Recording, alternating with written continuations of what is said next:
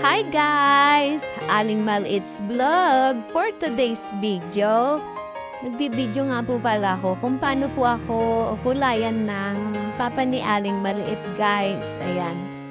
Tinuruan ko po siya magkulay para po hindi na po ako pupunta ng salon para tipid po. Tsaka yan, ang galing po niyong magkulay, ang dali po niyong turuan. Thank you, mahal! Ayan nga po pala, layer by layer nga po pala yung ginagawa niya kung paano magkulay. Ang gamit ko nga po palang pang kulay dyan is, Bremod po.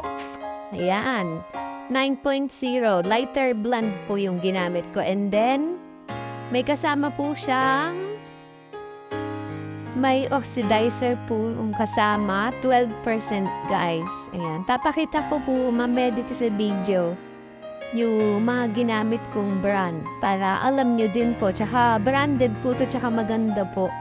Ayan. Kung magkukulay po kayo, ganito po yung bilin nyo. Hindi po masisira yung buhok nyo. Ang ganda.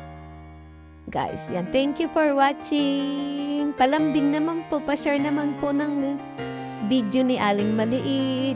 Thank you.